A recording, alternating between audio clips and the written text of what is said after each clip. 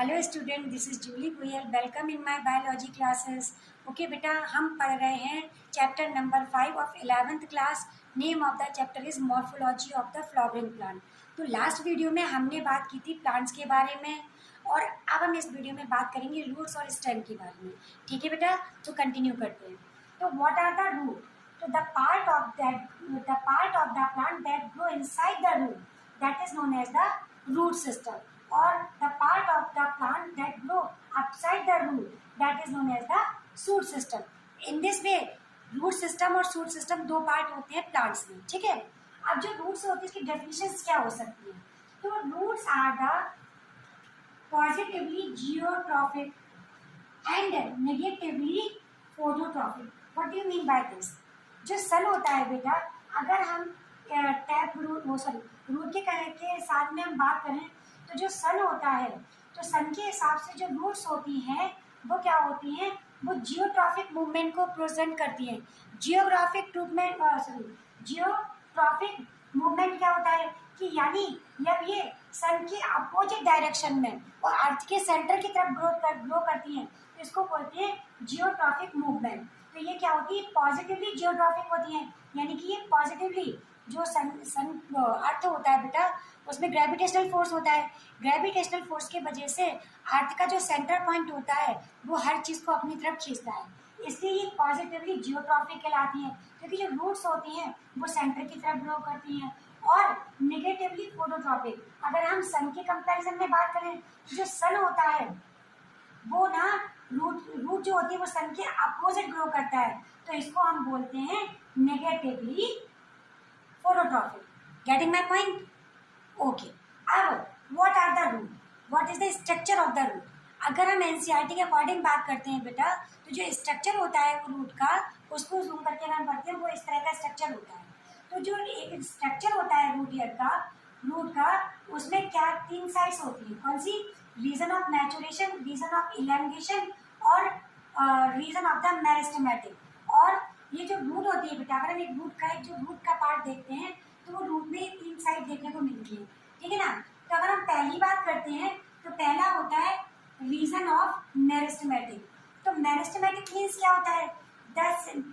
Meristematic means होता है कि रूट की वो जगह पर जहाँ पर सबसे ज्यादा मेरिस्टेमेटिक सेल्स होती है या टिश्यूज होते हैं। आपको पता है मेरिस्टेमेटिक टिश्यूज कौन से होते हैं? हम 9th क्लास में भी पढ़ चुके हैं। मेरिस्टेमेटिक टिश्यूज वो टिश्यूज होते हैं जिनमें कॉन्टिन्यूसली डिवीजन होता रहता है। कौन सा डिवीजन? सेल डिवीजन होता रहता है, जिससे प्लांट ग्रो करता है। और इसमें जो डिवीजन होता है वो माइटोटिकली डिवीजन होता है। इसमें क्या होता है कि जो ये डिवीजन होता है बेटा, तो मेरिस्टेमेटिक जो टिश्यूज होते हैं, अगर हम एक मेरिस्टेमेटिक सेल्स की बात करें, तो किसी भी प्लांट सेल में आपको पता होगा कि किसी भी सेल में एक तो वैक्यूल होता है जो सबसे ज्यादा स्पेस को कवर अप करता है कि नहीं करता है? तो आपको पता है कि जो जब मैक्सिमम एरिया जो होता है, जो वैक्यूल कंज्यूम कर जाता है, उसकी वजह से जो न्यूक्लियस होता है वो साइड में शिफ्ट हो जाता है, और यहाँ पर हमें फिर जो साइटोप्लाज्म होता है वो भी कम अमाउंट में देखने को मिलता है। अगर कोई सेल ऐसी रहेगी तो उसके लिए सफिशिएंट अमाउंट एरिया नहीं होगा, जिसकी वजह से वो डिवीजन करता है। इसलिए मेरिस्टेमेटिक जो टिश्यूज होते हैं या मेरिस्टेमेटिक जो सेल्स होती है, उनमें एक स्पेसिफिक कैरेक्टर होता है कि उनमें जो वैक्यूल्स होता है वो प्रेजेंट नहीं होता है। ठीक है, उनमें डेड साइटोप्लाज्म देखने को मिलता है। डेड साइटोप्लाज्म मतलब क्या हुआ कि पूरे में मोस्टली साइटोप्लाज्म देखने को मिलता है, जिसकी वजह से इन्हें ज्यादा स्पेस मिलता है सेल डिवाइड करने के लिए। समझ में आ गया बेटा? तो मेरिस्टेमेटिक सेल्स होती हैं। जो रीजन होता है मेरिस्टेम का, तो ये मेरिस्टेमेटिक सेल्स होती है, अगर आपको याद हो, ये एपिकल मेरिस्टेम कहलाती है। एपिकल मेरिस्टेम जो रूट टिप और शूट टिप दोनों पर देखने को मिलती है। क्योंकि हम यहाँ पर रूट टिप की बात कर रहे हैं, तो ये जितनी भी टिप्स हैं बेटा, देखो ये जितने भी टिप्स हैं, इन टिप्स पर ये जो एपिकल मेरिस्टेम देखने को मिलती है, और यहाँ पर रैपिड यानी तेजी से सेल डिवीजन चलता है। तो ये जो सेल डिवीजन होता है, इनको जो मेरिस्टेमेटिक सेल्स हैं उनको प्रोटेक्ट करने के लिए इसके नीचे एक रूट कैप होता है, जिसको कॉलेप्ट्रा भी बोलते हैं। क्या बोलते हैं बेटा? कॉलेप्ट्रा। ये जो कॉलेप्ट्रा होता है वो रूट कैप की तरह रूट कैप होता है, जो कि इसको प्रोटेक्शन प्रोवाइड करता है। और जब इनमें मेरिस्टेमेटिक सेल्स में, रीजन ऑफ मेरिस्टेमेटिक में जब सेल डिवीजन होता है, तो ये जो सेल्स होती हैं, सेल की वजह से ये रूट ऊपर की तरफ ग्रो करती है। फिर इसका नेक्स्ट रीजन आता है इलोंगेशन, रीजन ऑफ इलोंगेशन, यानी कि जब यहाँ पर सेल डिवीजन होगा तो सिंपल सी बात है नंबर ऑफ सेल इंक्रीज हो जाएंगे, जिसकी वजह से यहाँ पर जो रूट है वो इलोंगेशन लंबी हो जाएगी, और ये रीजन होता है इलोंगेशन, रीजन ऑफ इलोंगेशन, यानी कि लंबाई में बढ़ रही है। और जैसे ही इलोंगेशन हो जाएगा उसके बाद ये जो सेल्स होंगी वो क्या होंगी, मैच्योर सेल हो जाएंगी। तो ये थर्ड पार्ट आता है हमारा रीजन ऑफ मैच्योरेशन, यानी कि यहाँ पर जो सेल्स होती है वो मैच्योर हो जाती है। Getting my point? तो यहाँ पर जो मैच्योर हो जाती हैं तो इनमें क्या होते हैं कि इनमें जो रूट हेयर होते हैं वो चारों तरफ से ग्रो करने लगते हैं। रूट हेयर जो प्लांट्स के होते हैं बेटा वो यूनिसेलुलर होते हैं। कैसे होते हैं? यूनिसेलुलर होते हैं। इनके बारे में हम आगे और डिस्कस करेंगे। तो जो रूट हेयर होते हैं they are the responsible for the absorption of water and minerals from the soil. Getting my point? तो ये इस तरह से जो स्ट्रक्चर होता है वो एक रूट का स्ट्रक्चर होता है। अब जो रूट्स होती हैं वो भी दो तरह की रूट्स होती हैं। अगर हम प्लांट में देखें तो दो तरह की जो रूट्स होती हैं उनके नाम क्या होते हैं? There is a one type of the root is known as the tap root and second is known as the fibrous root. Tap roots वो रूट्स होती हैं जिनमें हमें एक प्राइमरी रूट यानी मेन जो ब्रांच देखने को मिलती है बेस पर उसको हम प्राइमरी रूट बोलते हैं, और जो लेटरली जो अगर आजू बाजू जो रूट्स ग्रो हो रही हैं उनको हम सेकेंडरी रूट कहते हैं। और इन सेकेंडरी रूट के ऊपर भी बेटा छोटी छोटी रूट्स ग्रो होती है, जैसे ये हुआ तो ये कहलाती है टर्शरी रूट्स। और ये टर्शरी रूट्स के ऊपर छोटे छोटे हेयर लाइक स्ट्रक्चर दिखाई देते हैं वो कहलाते हैं root hair. Getting my point? तो इस तरह की रूट जिसमें प्राइमरी सेकेंडरी टर्शरी रूट्स देखने को मिलती हैं वो कहलाती है टैप रूट। और फाइब्रस रूट्स क्या होती है? जिसमें जो बंच की तरह रेशे यानी बंच जो रेशे फाइबर्स होते हैं रूट्स के वो एक साथ गुच्छे में दिखाई देते हैं उनको हम बोलते हैं फाइब्रस रूट। एक चीज और, बिना किसी प्लांट को उखाड़े हुए अपरूट किए हुए क्या आप बता सकते हैं ये प्लांट कैसा प्लांट है? आपने कभी सुना है डाइकॉट प्लांट और मोनोकॉट प्लांट्स क्या होते हैं? डाइकॉट प्लांट्स वो होते हैं जिसमें सीड को अगर हम ब्रेक करें तो दो इक्वल हाफ इक्वल पार्ट में डिवाइड हो जाते हैं। तो जो टैप रूट होते हैं वो डाइकॉट प्लांट्स में देखने को मिलते हैं, और जो फाइब्रस रूट होते हैं वो ना मोनोकॉट प्लांट में देखने को मिलते हैं। ये कैसे देखने को मिलते हैं, इनकी क्या स्पेसिफिक कैरेक्टरिस्टिक होती है इसको हम आगे पढ़ेंगे तब हम उसको एक्सप्लेन करेंगे। नेक्स्ट टॉपिक पर आते हैं modification in root. Modification in root, modification in root means कि जब कभी जैसे हमें पता है कि जो रूट्स होते हैं उनका मेन वर्क क्या होता है, उनका फंक्शन क्या होता है, ये जो वाटर को मिनरल्स को एब्जॉर्ब करते हैं, लेकिन जब कभी कुछ रूट्स फूड को स्टोर करने लगती हैं और दूसरे अदर फंक्शंस करने लगती हैं तो उनमें एक मॉडिफिकेशन देखने को मिल जाते हैं, यानी कि वो कुछ और भी वर्क कर सकती हैं, उनको मॉडिफिकेशंस बोलते हैं। जैसे कि हम बात करें कि कुछ टैप रूट्स हैं जैसे कि रेडिश हुआ, कैरेट हुआ, और आपका ये टर्निप हुआ, है ना, ये वो रूट होती हैं जिनमें फूड स्टोर रहता है, और ये हमारे लिए बड़ी यूजफुल होती हैं क्योंकि हम बड़े मज़े से मूली गाजर इन सबको खाते कि नहीं खाते, अच्छा लगता है। आपने घर में देखा भी होगा जो गाजर या मूली आती है ना उसमें छोटे छोटे हेयर्स लगे रहते हैं, तो these are the secondary roots बेटा। क्या होती है ये? Secondary roots. और उनके ऊपर भी छोटी छोटी रूट्स देखने को मिलती हैं तो वो कौन सी रूट्स कहलाती है? टर्शरी रूट्स कहलाती है। Getting my point? तो इस तरह से जो रूट्स होती हैं तो ये मॉडिफिकेशन होता है। अब एक और भी होती है स्वीट पोटैटो। स्वीट पोटैटो भी एक रूट होती है। तो कुछ कई तरह की जो रूट्स होती हैं वो क्या कहलाती हैं कि जिनमें फूड स्टोर होता है तो वो मॉडिफाइड हो जाती है फूड के स्टोर के लिए, जिनको हम डायरेक्टली फिर कंज्यूम कर पाते हैं। Getting my point? तो यहाँ पर क्या होता है कि इस तरह से जब इनमें फूड में का स्टोरेज होने लगता है तो उनका जो मॉडिफिकेशन होने लगता है वो फूड के स्टोरेज के फॉर्म में होने लगता है। इसके अलावा रूट्स भी होती हैं जो एक एडवेंटिटियस रूट भी होती हैं। एडवेंटिटियस रूट क्या होती हैं? एक चीज़ और जो हमें यहाँ पर एक्सप्लेन करना है कि जब कोई सीड का जर्मिनेशन होता है, जब न्यू प्लांट बनने लगता है, तो जब इस सीड को जब भी जर्मिनेशन होता है तो उसमें से दो पार्ट निकलते हैं, एक तो ऊपर की तरफ जाता है और एक नीचे की तरफ पार्ट जाता है। ऊपर की तरफ के पार्ट को हम प्लीम्यूल बोलते हैं, प्लीम्यूल और नीचे का जो पार्ट होता है उसको हम रेडिकल बोलते हैं। रेडिकल वो पार्ट होता है जो कि रूट बनाता है और प्लूमेल वो पार्ट होता है जो शूट सिस्टम बनाता है। तो जनरली जो रूट्स बनती हैं वो रेडिकल से ग्रो होती हैं। समझ में आ रही है बात? रेडिकल से ग्रोथ करती हैं। लेकिन जब कभी कोई रूट रेडिकल से ग्रो ना करके किसी दूसरे पार्ट से ग्रो करने लग जाती है उनको हम बोलते हैं एडवेंटिटियस रूट। और इसका बेस्ट एग्जांपल है बेटा sweet potato. Sweet potato is the best example of the adventitious root. It's also food storage root. Okay, जो कंज्यूम किया जाता है। तो ये तो हो गया बेटा पूरा रूट सिस्टम। आई होप आपको समझ में आया होगा। तो नेक्स्ट टॉपिक पर हम बात करते हैं stem. What are the stem? Do you know about the stem? Stems are the positively phototropic, यानी जो स्टेम्स होती हैं वो हमेशा सन की डायरेक्शन में ग्रो करते हैं। अगर हम यहाँ पर देखिए ये पार्ट हो गया, तो ये प्लांट है, प्लांट हमेशा सनलाइट की तरफ ग्रो करता है। क्यों करता है? क्योंकि इसका बेस तो बनाता है ये रूटी वो सॉरी स्टेम ही बनाता है ना। अब स्टेम की डिफिनीशन क्या हो सकती है, हम कैसे डिफाइन कर सकते हैं? The presence of the node और internode, node or in the internode in the main branch of the plant that's represent that show the stem. It means जितने जो भी स्टेम होता है उसमें नोड और इंटरनोड प्रेजेंट होते हैं। देखो ये नोड ये हो गया, एक नोड ये हो गया, ये हो गए, ये नोड हो गए। नोड क्या जो भी एक रूट होती है, तो कुछ कई तरह की जो रूट्स होती हैं वो क्या कहलाती हैं कि जिनमें फूड स्टोर होता है, तो वो मॉडिफाइड हो जाती है फूड के स्टोर के लिए, जिनको हम डायरेक्टली फिर कंज्यूम कर पाते हैं। Getting my point?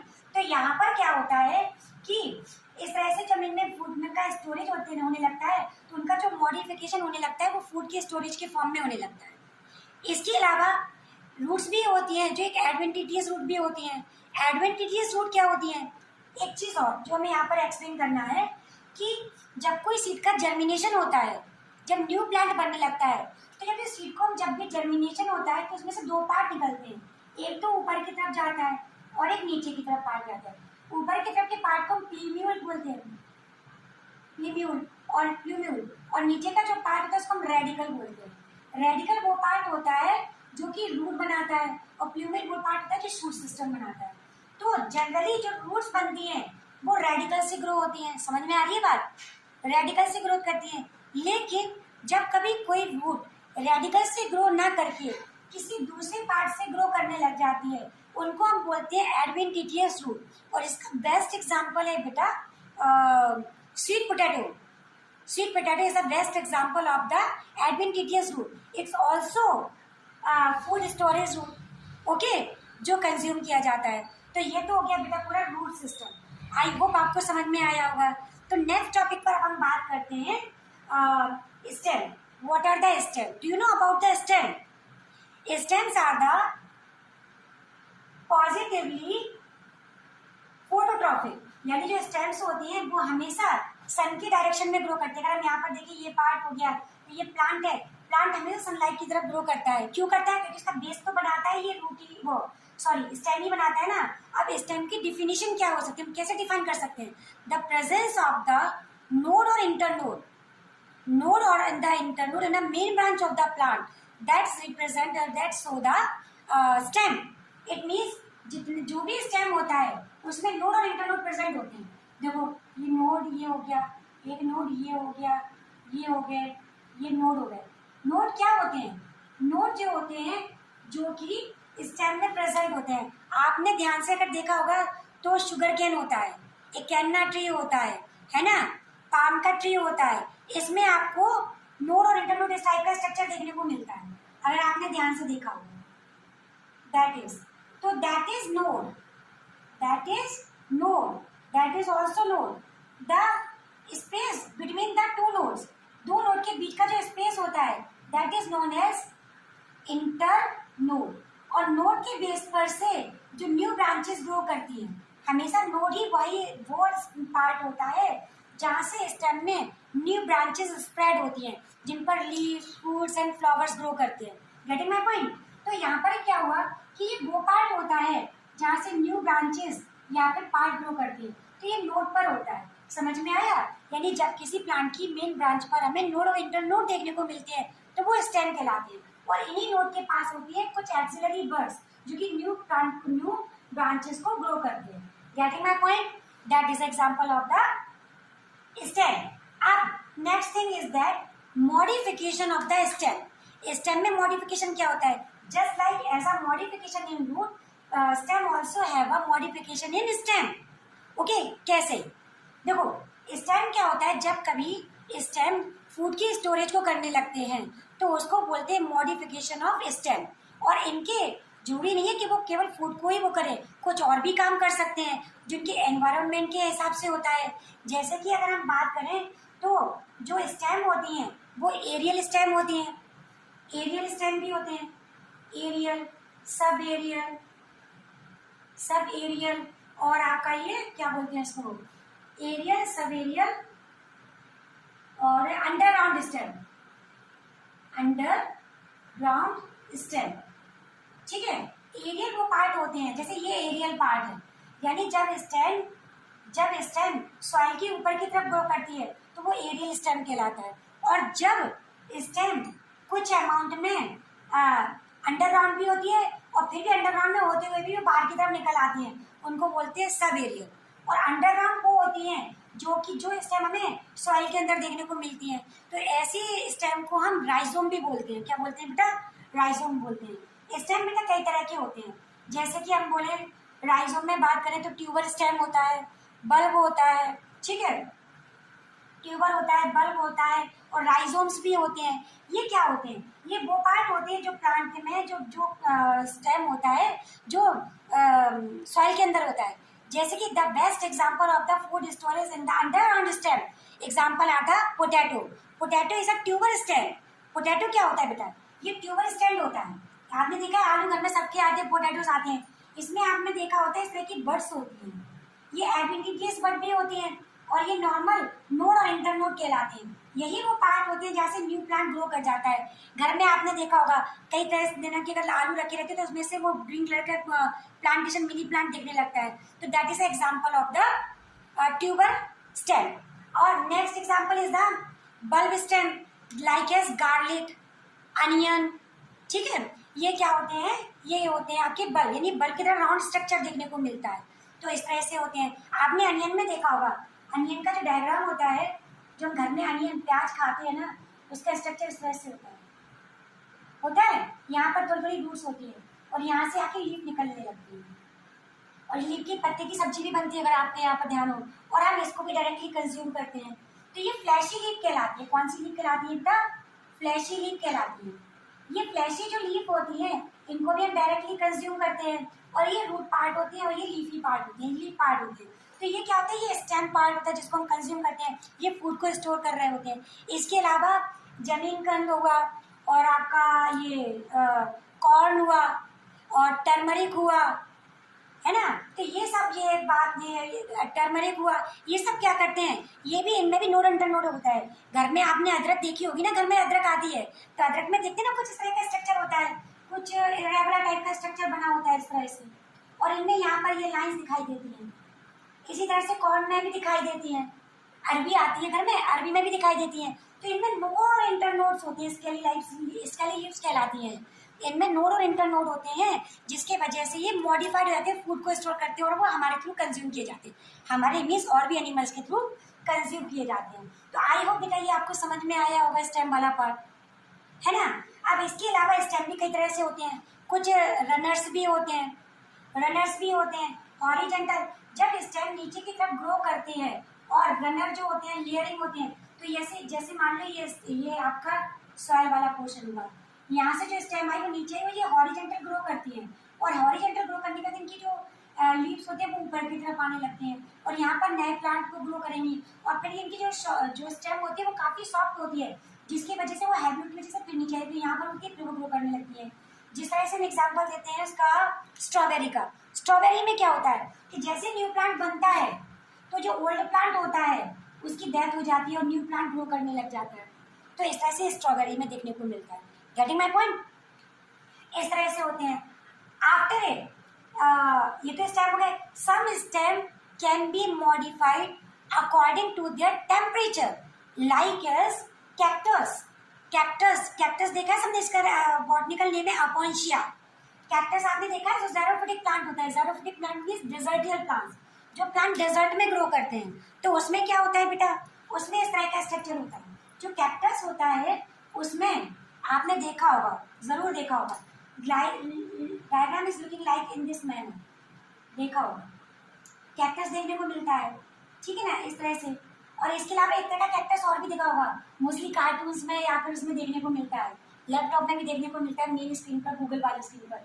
जब इंटरनेट नहीं आता है तब। तो वो इस तरह का एक और कैक्टस होता है, इस तरह का बन के आता है, उस पर छोटी छोटी छोटी छोटी से टर्न स्पाइक्स होते हैं, that is also a cactus. ठीक है ना। ये कैक्टस क्या होते हैं बेटा, अगर हम इसमें पूछे कि what is a leaf, where is a leaf, not what is a, where is a leaf, तो आप ऑब्वियसली कहोगे मैम ये लीफ होंगी, नो, ये लीफ होंगी, no, these are not a leaf, they are the stem. ये क्या है बेटा, ये स्टेम है। स्टेम क्या होते हैं कि स्टेम मोस्टली हमें थिन दिखाई देते हैं, ट्यूब लाइक स्ट्रक्चर दिखाई देता है, इनमें ये क्या होते हैं, मॉडिफाइड हो जाते हैं और फ्लैशी लीफ में कन्वर्ट हो जाते हैं, फ्लैशी स्टेम में कन्वर्ट हो जाते हैं। क्यों, क्योंकि यहाँ की जो लीव्स होती हैं, देखो ज़ारोपोडिक प्लांट है यानी डेजर्टियल प्लांट्स है, तो डेजर्टियल प्लांट्स जो होते हैं वहाँ पे वाटर की कमी होती है, और वाटर की कमी होने की वजह से इनमें जो स्टोमेटा होते हैं वो लीव्स पर प्रेजेंट नहीं होते। जनरली जो स्टोमेटा होते हैं वो लीव्स पर प्रेजेंट होते हैं, लेकिन अगर स्टोमेटा लीव्स पर प्रेजेंट होंगे तो ये बार बार ओपन होंगे, बार बार क्लोज होंगे, जिसकी वजह से वाटर का लॉस ज़्यादा होता है। इसलिए इनकी जो लीव्स होती हैं वो मॉडिफाइड हो जाती हैं, और जो स्टेम होता है, स्टेम क्या होता है, ब्रॉड हो जाता है, और जिसकी वजह से इनमें ना वाटर का लॉस हो जाता है और ये फ्लैशी हो जाती है। Getting my point. तो जब हम लीफ पढ़ाएंगे तब हम उसके बारे में इसको भी डिस्कस करेंगे। और ये इनमें जो स्टोमेटा होते हैं ज़ारोफिटिक प्लांट में मोस्टली वो ना स्टोमेटा हमें इसमें स्टेम में देखने को मिलते हैं, और वो भी संकन स्टोमेटा होते हैं, अंदर की तरफ धसे हुए होते हैं, जिसके वजह से वाटर लॉस कम हो सके। ओके, आई होप आपको समझ में आया होगा बेटा। अगर आपको समझ में आ रहा है तो प्लीज बताइएगा जरूर। अगर आपको कोई डाउट्स है, अगर आप एक्सपेक्ट कर रहे हैं कि हम कुछ और भी नया आपको बताएं, कुछ भी आपको प्रॉब्लम्स हो, अच्छी बुरी, वो आप प्लीज नीचे दिए डिस्क्रिप्शन बॉक्स में दिए, कमेंट में लिखिए। ओके, डिस्क्रिप्शन बॉक्स में हम सारी चीजें अवेलेबल कराएंगे। Thank you.